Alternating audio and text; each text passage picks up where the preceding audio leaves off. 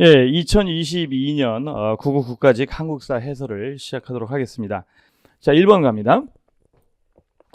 다음 풍습이 있었던 나라에 대한 설명으로 옳은 것은 가족이 죽으면 시체를 감회장하였다가 나중에 그 뼈를 추려서 가족 공동무덤인 커다란 목각에 안치했다.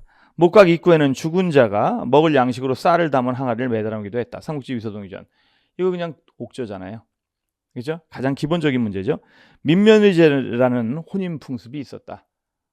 당연한 거 아닙니까? 이게 옥저죠. 2번, 제가가 별도로 사출도를 다스렸다. 부여에 해당하는 것이고, 소도란 신성구역이라고 한다면 이제 사만을 얘기하는 것이고, 무천이라는 제천 행사는 동해잖아요.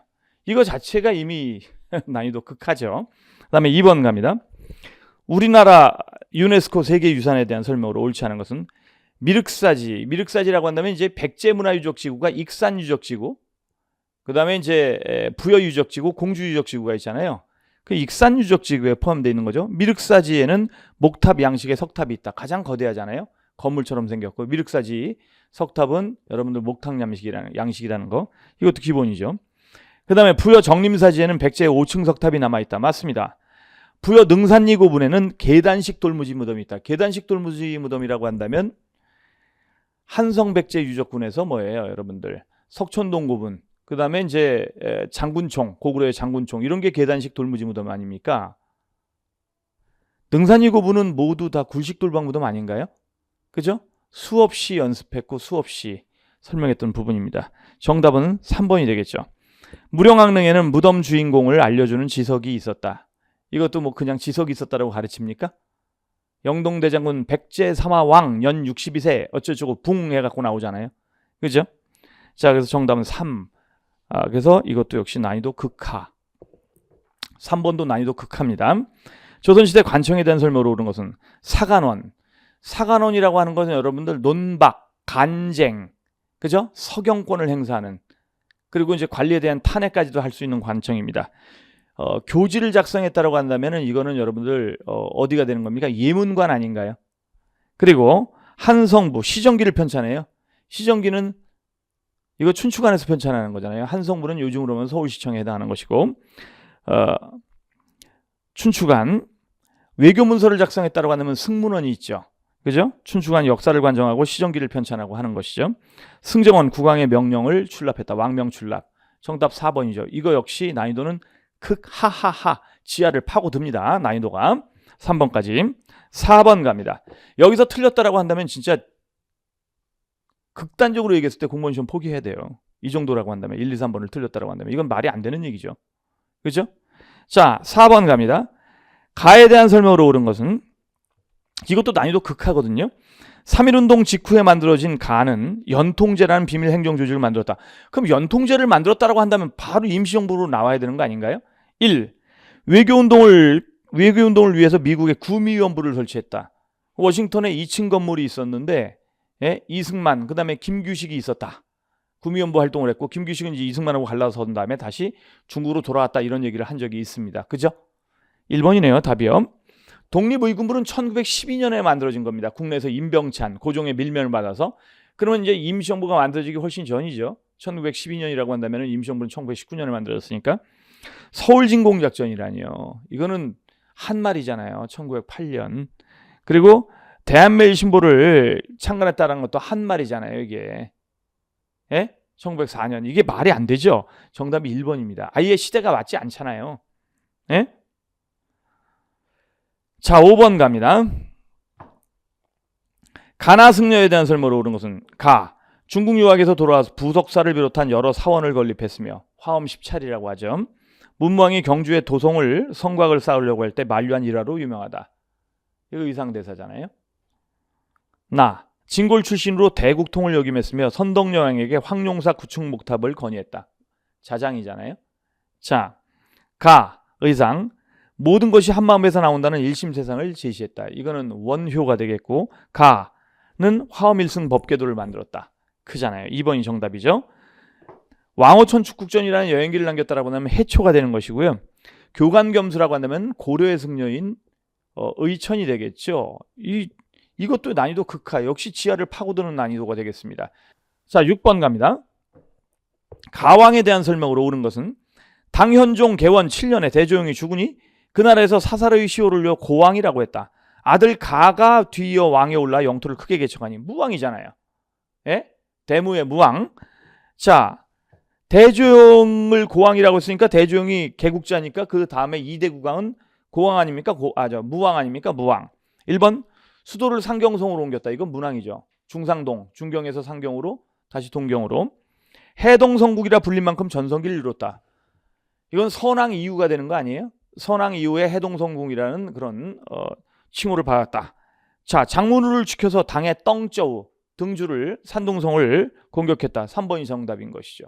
우왕하면 고구려 유민과 말갈족을 이끌고 동모산에 도읍한 건 고왕에 대한 얘기잖아요. 이거 역시 또 난이도가 지하로 파고드네요. 자, 7번 갑니다. 가라 국왕대에 있었던 사실로 옳지 않은 것은 조선시대 국가를 운영하는 핵심 법전인 경국대전은 세조대의 그 편찬이 시작되어서 가대에 완성되었다. 이후 그 가대라고 하면 성종 때 완성됐다는 얘기가 되는 거죠. 여러 차례 전쟁으로 혼란에 빠진 국가 체제를 수습하고 새로운 정치 사회 변화에 대응하기 위해서 법전 정비가 필요하게 되었다. 이에 따라 영조대 속대전을 편찬했으며 정조대의 대전통편 그리고 고종대의 대전회통인 거잖아요. 이거. 예? 그러면 홍문관을 두어서 집현전을 계승했다. 이게 성종 때의 업적이 맞죠? 그 다음에 영조, 서원을 붕당의 근거지로 인식해서 서원 정리. 서원을 대폭 정리한 사람은 두 사람이잖아요. 영조하고 대원군이죠. 그죠? 그 다음에 사도세자 혈융원을 옮기고 화성을 축조했다. 정조 맞네요. 그 다음에 고종 때의 삼정의 문란을 바로잡기 위해 삼정이정청. 삼정이정청은 1862년 철종 때 아닌가요? 예? 진주밀란 직후잖아요. 수없이 연습하고 수없이 체크했던 부분입니다. 역시 난이도는 극합니다. 그러면 난이도가 극하인 문제를 계속 내도 좋다 이게요. 그래도 적어도 예전 같은 경우는 이렇게 난이도 낮을 때도 5문제 정도나 4문제 정도는 변별력을 위해서 어려운 문제를 출제하는 게 원칙이었다고요. 근데 지금 난이도가 7번 문제까지 다 극하잖아요. 8번 가자고요. 밑줄 친 사건의 명칭은 중종에 의해 등용된 조광조는 혈량과를 기묘사화잖아요. 이거. 예? 이것도 난이도가 또 지하를 파고들어요. 그럼 8번까지 그러네요. 자, 9번 가자고요. 이 9번 문제는 기출문제에 똑같은 사료가 정말 많이 나와 있는 사료가 되겠습니다. 이거 보면은 가의 역사서의 저자는 다음과 같은 글을 지어서 왕에게 바쳤다. 왕에게 바쳤대. 성상전하께서 옛 사설을 널리 열람하시고 지금의 학사대부는 모두 오경과 제자의 책과 지난 역대의 사서에는 널리 통하여 상세히 말하는 이는 있으나 도리어 우리나라의 사실에 대해서는 망연하고 그 심화를 알지 못하니 심히 통탄할 일이다. 하물며 신라, 고구려, 백제가 나라를 세우고 정립하여 능히 예의로서 중국과 통교한 까닭으로 범협의 한서나 송기의 당서에는 모두 열전이 있으나 국내에는 상세하고 국에는 소략하게 써서 자세히 실리지 않았다. 일관된 역사를 완성하고 만대에 물려주어 해와 별처럼 빛나게 해야겠다라고 하였다. 삼국사기잖아요, 이거. 삼국사기의 머릿말에 해당하는 진삼국사기 표 또는 삼국사표의 내용이란 말이죠. 이게 사료로 엄청나게 많이 실려 있는 기출문제집에 보면 많이 나오는 사료예요. 예? 자, 그러니까 이게 삼국사기의 머릿말에 해당한단 말이죠. 역사서에는 다음과 같은 서문이 실려 있다. 부여와 고씨가 망한 다음에 김씨가 신라에 남아있고 대씨의 발해가 북에 있으니 이것은 남북국이다. 자, 남북국이라는 말을 최초로 한 사람 누구예요? 유득공이잖아요. 발해고. 예? 그럼 이게 발해고를 집필할 때 이게 유득공의 서문이거든요. 유득공하고 친한 사람들이 이제 여러 사람들이 서문을 써주긴 했는데 이게 유득공의 서문이란 말이죠. 그리고 처음으로 남북국이라는 말을 붙인 사람이 유득공이라고 제가 수업 시간에 얘기했는데요. 그러니까 삼국사기나 이런 데 북국이라는 표현은 있지만 그건 북쪽 나라라는 뜻이었지 우리나라 역사로서 고구려의 장수 대조영이 나라를 세웠으니 하면서 이 시가 써 있는 게 제왕웅기라서 제왕웅기가 최초로 고구려 역사 발해 역사를 우리 역사로 봤고 그 다음에 남북국이라는 말을 처음으로 한 사람은 유득공, 그리고 그 책은 발해고가 최초다. 이게 수없이 설명을 했던 부분입니다. 이건 기본이거든요. 그래서 가는 삼국사기의 진삼국사기 표 내용이고 나는 발해고의 유득공의 서문이라고요. 그러면 아니 그걸 모른다 하더라도 이 문제는 틀릴 수가 없죠. 여기 지금 보면은 그냥 내용만 보더라도 여러분들 거기 가 역사서의 부분에 대해서 쭉 나오면은 신라곡으로 백제가 나라를 세우고 정립하여 라고 하는 부분을 봤을 때 삼국에 대한 역사잖아요. 예? 자, 가는 동명왕의 업적을 칭송한 영웅서사시다. 이건 동명왕편이죠. 이규보의. 가는 불교를 중심으로 고대사를 수록했다. 이건 삼국유사죠. 이건 왕명을 받들어서 쓴 거니까 삼국사기가 돼야지. 그죠? 김부식이 11명의 편찬사관을 지휘해서 쓴 책이 삼국사기라고 수없이 얘기를 했습니다. 예. 발해고는 만주지역까지 우리 역사의 범위를 확장했다. 제가 이제 수업 시간에는 유득공이 청나라에 3번 방문했는데 첫 번째는 만주만 혼자 떨어져 갖고 만주만 뺑뺑뺑 돌고 온 다음에 여기서 충격 먹어서 발해 역사가 완전히 우리 역사구나 하는 그 감흥을 받아가지고 발해고를 썼다라고 말씀을 드린 적이 있습니다. 그죠? 3번이 답이죠. 나는 고조선서부터 아니 부여시와 고씨가 망한 다음에 김씨의 나라가 신라 남아있고 발해가 북쪽에 있으니 이걸 얘기하는데 무슨 고조선서부터 고려에 이르는 역사를 체계적으로 정리한 거예요. 예? 자, 이건 동국통감이죠. 동국통감. 나는 대개는 삼국사기는 고조선 역사가 빠져 있고요. 삼국유사는 고조선서부터 고려에 이르는 게 아니라 신라 중심의 얘기하고 고조선의 건국신화라든가 이런 것들이 편편히 들어있기 때문에 체계적으로 정리한 게 아니고 조선시대에 와서 고조선서부터 고려에 이르는 역사를 체계적으로 정리하는 건 동국통감이죠. 동국통감. 그죠? 그러니까 정답은 3번입니다. 이것도 난이도 극합니다. 사실은요. 기출문제에서 수없이 다룬 2개의 사료고 그걸 가지고 비슷한 유형의 문제 많이 만들었거든요. 자, 10번 갑니다. 이것도 난이도 극하죠. 실학자가 쓴 책인데요. 토지를 겸병하고 있는 자라서 어찌 진정으로 빈민을 못 살게 굴고 나라의 정치를 해치려고 했겠습니까? 근본을 다스리고자 하는 자라면 역시 부호를 심하게 책명할 것이 아니라 관련 법제가 세워지지 않은 것을 걱정해야 할 것입니다. 진실로 토지 소유를 제한하는 법령을 세우래요. 한전제잖아요. 그죠? 그런데 어느 해 어느 달 이후에는 제한된 면적을 초과해서 소유한 자는 더는 토지를 점유하지 못한다. 이 법령이 시행 이전에 소유한 것에 대해서는 아무리 광대한 면적이라도 그럼 이건 토지 소유의 상한선을 제한한 거잖아요. 그게 연안박지원 아니에요? 예? 바로 모년, 모월, 모일을 기해 일정 규모 이상의 땅을 가진 사람들은 땅을 더 이상 사들이지 못하게 하고 여기에 대해서 이제 얘기를 했던 그런 부분. 만약에 영업전이 나온다면 이거는 성호 이익의 영업전이니까 그 토지 소유의 하한선을 제시한 그런 한전제라고 할 수 있지만 그러면 박지원의 책을 고르면 되는 거 아니에요? 예? 반개수로 보면 반개 유영원이 쓴 거고 성호사설은 성호 이익이 쓴 거고 목민심서는 정약용이 집필한 책이고 열하일기가 연안박지원의 책이니까 이 10번의 내용은 어디에 나오는 겁니까? 관홍소초라는 농서에 부록으로 되어 있는 한민명 전의에서 다루는 내용이란 말이죠. 예? 그래서 관홍소초 안에 들어있는 한민명 전의라고 하는 소책자에 들어있는 한전제를 설명하고 있는 것이죠. 대토지 소유의 그 소유권 제한, 토지 소유의 상한선 제시니까 그래서 정답은 3번이 되는 겁니다. 그죠? 자, 그 다음에 11번 갑니다. 가시기에 있었던 사실로 옳은 것은 한국을 식민지로 삼은 일제는 헌병에게 경찰 업무를 부여한 헌병경찰제를 시행했다. 헌병경찰은 정식 재판 없이 한국인에게 벌금 등의 처벌을 가하거나 태형에 처할 수도 있었다. 한국인은 이처럼 강압적인 지배에 저항해서 3.1운동을 일으켰으며 일제는 이를 계기로 지배정책을 전환했다. 일제가 한국을 병합한 직후부터 3.1운동이 벌어질 때까지를 무단통치 또는 헌병통치기라고 부른다. 가가요. 토지조사령이 공포됐다. 1912년에. 답은 가죠. 1번이죠. 어처구니가 없죠. 시험 문제의 수준이. 창씨개명 조치가 시행된 건 1940년이에요. 예? 국민학교로 바뀐 거는 1941년이고요. 3차 교육령이 38년도에 시행되고 41년도에 가서 여러분들 국민학교라는 명칭이 나온 것이죠. 소학교가 국민학교로 변경이 되는 게 41년. 국가총동원법은 1938년 아닌가요?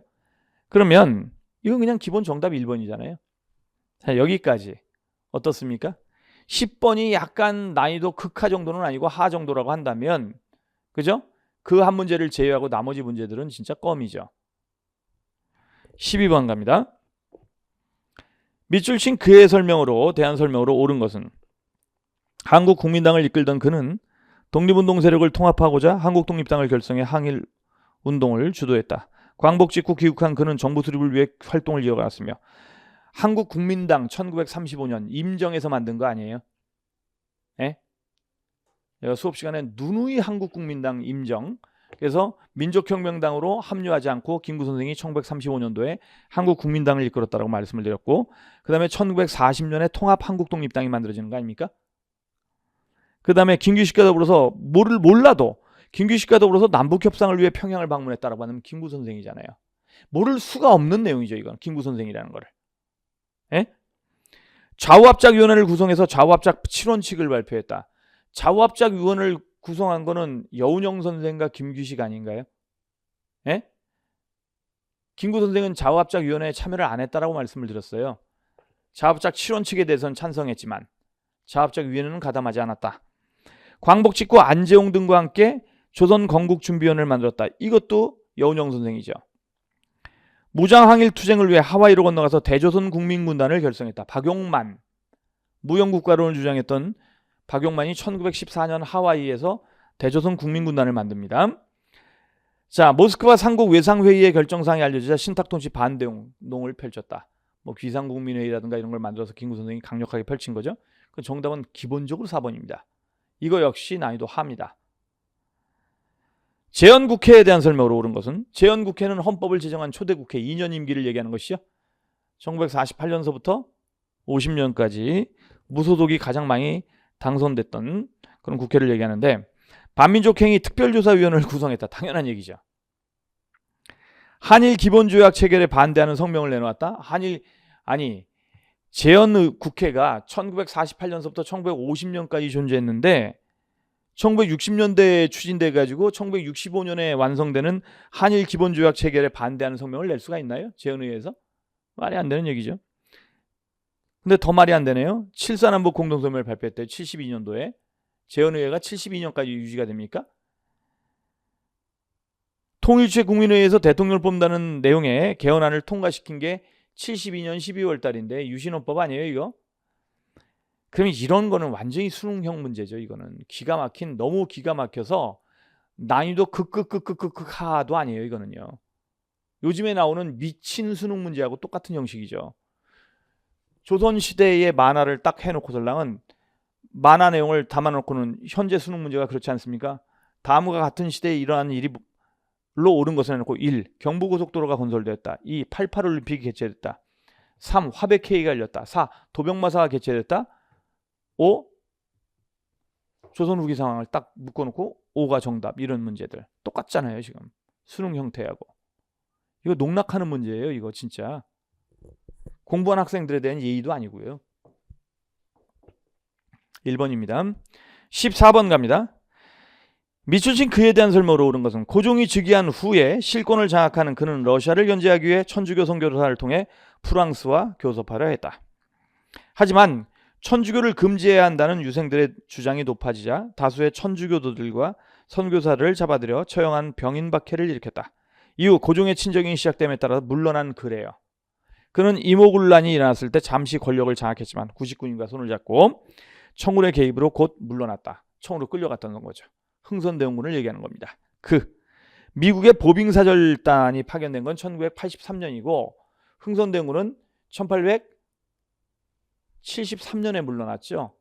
그리고 이모군란한테 반짝했다가 바로 청으로 끌려간 거고, 이건 83년이니까 말이 안 되고요. 1883년 전국의 여러 곳에 척화비를 세우도록 한 게 대원군 집권기에 있었던 거죠. 1871년 심의양요 이후에. 2번이 답이죠. 백두산 정계비라고 한다면 이건 숙종 때고, 통리기무하문이 설치되고 그 아래에 12사. 요거는 통리기마문이 1880년 12월, 그 다음에 81년도부터 12사가 만들어지게 됩니다. 그래서 이것도 말이 안 되고 2번이 정답입니다. 이제 뭐 난이도 뭐 하라는 얘기는 하고 싶지도 않습니다. 자, 15번 가요. 미출신 이왕에 대한 설명으로 옳은 것은 백제의 계류왕은 장기와 바둑을 좋아했는데 도림이 고하기를 제가 이 도림이 그 장수왕이 보낸 승려 아니에요? 도림이 계류왕을 바둑에 미치게 했다. 제가 수업 시간에 한 번 얘기했나요? 두 번 얘기했나요? 세네 번 얘기했나요? 계속 얘기했나요? 아마 계속 얘기했을 겁니다. 도림에게 바둑을 미치게 해가지고, 그리고 계류왕이 도림의 말을 듣고서 나라 사람을 징발해서 흙으로 쪄서 성을 쌓고 그 안에 궁실, 누각, 정자를 지으니 모두가 웅장하고 화려했다. 이건 사실은 제 수강생들이 이걸 틀렸다라고 한다면 저는 가만두지 않을 겁니다. 진짜로요. 왜요? 700제 문제집에 똑같은 사료가 들어있잖아요. 이게 이로 말미암아 창고가 비고 백성이 공고하니 나라의 위태로움이 알을 쌓아놓은 것보다 더 심하게 됐다. 이 사료예요. 예? 이게 장수왕 때의 그 사료라고 똑같은 사료 문제를 제가 700제에 딱 내면서 삼국사기 내용을 냈거든요. 이건 어처구니가 없는 내용이죠. 이게 장수왕이니까 평양으로 도읍을 427년 평양으로 도읍했다는 거 아니에요, 이거? 그죠? 진대법을 처음으로 시행했다. 이거는 말이 안 되죠. 이거는 여러분들 진대법은 2세기 고국천왕이잖아요. 그 다음에 낙랑구를 점령하고 한국은 미천왕이고 신라에 침입하는 왜군을 낙동강역에서 물리쳤다라고 한다면 광개토대왕이 되는 것이죠. 정답은 그냥 1번입니다. 계로왕만 알아도 사료를 안 읽고 계로왕이 장수왕에게 죽임을 당한 사람 아니에요. 예? 그냥 1번이 정답이 나와야 되는 거죠. 당연히. 16번 갑니다. 다음 설명에서 해당하는 문화유산은, 자, 이 건물은 주심포 양식의 맛배 지붕으로 기둥은 배을림 양식이다. 주심포의 맛배의 배을림이래요. 제가 이제 공식을 얘기할 때 지붕서부터 항상 얘기잖아요. 맛배, 주심포, 배을림 이렇게 하면 안동 봉저사 극락전, 수덕사 대웅전, 예산 수덕사 대웅전, 그 다음에 영주 부석사 조사당, 요것이 이제 요 공식에 맞고, 그 다음에 고려시대 건물 중에서 나홀로 팔짝 지붕으로 내려가면 그거는 부석사 무량수전이다라고 얘기를 하면서 도식을 그려드리면서 설명을 하는데, 근데 우리나라에서 가장 오래된 거래요. 그 안동 봉정사 극락전이잖아요, 이거. 그죠? 그냥 2번이죠. 뭐 얘기할 이유도 없네요. 자, 17번 갑니다. 여기까지 16번까지가 난이도가 지금 다 하죠. 어려운 난이도가 어디 있어요? 단 한 문제도 없습니다. 가단체에 대한 설명으로 옳은 것은 아간 파천 이후 러시아의 영향력이 강화되고 열강의 이권 침탈이 가속화되었다. 이러한 가운데 서재필 등은 가를 만들었다. 가는 고종에게 자주독립을 굳건히 하고 내정개혁을 단행하라는 내용이 담긴 상소문을 제출했으며 만민공동회를 개최했대요. 그러면 가는 뭐예요? 독립협회죠. 그죠? 자, 교육 입국조서를 작성해 공포했다. 이건 정부가 공포한 거지. 이 2차 갑오개혁 때 공포된 거 아니에요? 백성들여 덕과 체와 질을 기를지어다. 국가의 부강이 모두 교육에 달려있도다 하면서 나오는 거. 자, 영웅문이 있던 자리에 독립문을 세우고, 그 다음에 여러분들 모화관을 부신 다음에 독립관을 세웠다. 이게 독립협회 초창기 활동이잖아요. 2번이 정답이죠. 홍범 14조를 왜 독립협회가 발표해? 그 다음에 국채보상운동이 여기서 왜 나와요? 1907년인데 국채보상운동은요. 독립협회는 1898년도에 해체됐잖아요. 예? 국채보상운동은 1907년이고 따라서 정답은 2번입니다. 난이도 극극극하. 자, 18번 갑니다. 무신정권이 몰락했대요.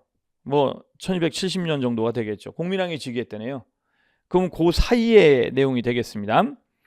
그러니까 이제 원간섭기를 묻는 거예요. 가가. 예? 공민왕 즉위니까. 만건당이 만들어진 거는 여러분들 충선왕이 은퇴한 직후에 충선왕의 사저가 있었던 베이징에 만들어진 거죠. 만권의 책을 보관한 건물에 학자들이 교류를 할 수 있는 그런 공간을 만들고 이재현과 같은 고려의 학자를 불러다가 거기서 조명부와 같은 원나라의 학자들과 교류시켰다. 충선왕. 정동행성이 설치됐다. 정동행성 충렬왕 때 설치된 거잖아요. 2차 일본 원정을 추진하기 위해서 만들어졌던 관청이고, 쌍성 총관부가 수복되었다고 한다면 쌍성 총관부 수복된 거는 공민왕 때잖아요. 공민왕 즉위까지니까 공민왕의 제2기에 쌍성 총관부가 수복됐으니까 당연히 4번 3번이죠. 그 다음에 제왕후기가 저술되었다. 어려운가요? 제가 제왕후기가 삼국유사와 더불어서 모두 충렬왕 때고 아예 연대까지 얘기를 한 적이 있습니다. 이게 1287년에 만들어졌고 6년 전이 삼국유사다. 충렬왕 때 삼국유사하고 제왕후기가 모두 만들어졌다. 그래서 이게 고려 말까지가 아니다. 충렬왕 때까지를 집필하고 있으니까 제왕후기가. 1392년에 조선이 건국되고 1287년에 제왕후기가 집필됐으니까 제왕후기가 집필된 뒤로도 100년을 더 가야 고려가 멸망한다. 따라서 고려 말까지는 아니다. 제왕후기 학원이 고조선서부터 단군서부터 해가지고 충렬왕까지를 집필하고 있잖아요. 당대까지를. 그러면은 정답은 3번이 되는 것이죠. 이걸 틀렸다. 공부를 진짜 우습게 한 거예요. 이 문제조차도. 이것도 난이도가 중급도 안 됩니다. 하죠. 자, 19번 갑니다. 밑줄친 이 나라의 경제생활행에 대한 설명으로 옳지 않은 것은, 이 나라에는 관리가 정해진 면적의 토지에서 조세를 거둘 수 있는 권리를 나눠주는 전시과라는 제도가 있었다. 그럼 이 나라의 경제 상황이라고 했는데 벌써 두 번째 줄에 전시과가 있었다니까 고려라는 걸 알 수가 있죠. 자, 재정을 운영하는 관청으로 1번 3사를 두었다. 맞죠? 3사가 조선 때 와서는 호조로 통폐합된다라고까지 얘기를 한 적이 있습니다. 저는요. 곡물 부과 기준이 가오에서 토지로 바뀌었다라고 하면 이건 대동법인데요. 대동법은 조선 후기에 시행된 거 아닌가요? 생산량의 10분의 1에 해당하는 조세를 거뒀다. 이 세종 이전까지는 생산량의 10분의 1이 토지세잖아요. 조세. 세종 때부터는 20분의 1에서 100분의 1로 연분구등법이 조율되는 것이죠. 수없이 문제를 풀면서 그 부분을 지적하고 체크한 적이 있습니다. 소라는 행정구역 주민이 국가에 필요한 물품을 생산했다. 향소부곡 장처역진 하면은 당연히 고려시대가 되는 것이고, 따라서 정답은 2번입니다. 이것도 어려울 수가 없는 문제죠. 난이도는 기본 극하입니다. 아이고, 20번 갑니다. 가나시계에 있었던 일로 옳은 것은, 신미하교가 1871년이죠. 가보격은 1894년입니다. 그럼 몇 년 단위도 아니고 수십 년 단위 안에 들어가는 거예요. 1871년서부터 1894년까지예요. 을사득약은 1871년서부터 1894년까지가 가보격 기간인데, 을사득약은 1905년이고요. 정밀병은 1907년이고요. 오페르트 도굴 사건은 1868년입니다. 신미양요 전이죠. 조미소 통상조약이 1882년이니까 정답은 4번이 되겠죠. 이것도 이렇게 범위를 넓혀놓으면 뭐 기본이 되겠습니다. 극하죠. 역시. 여기까지 문제를 풀어봤습니다. 모두 다 풀어봤는데요. 자, 오늘 수업은 여기서 마무리 짓도록 하겠습니다. 고생들 하셨습니다.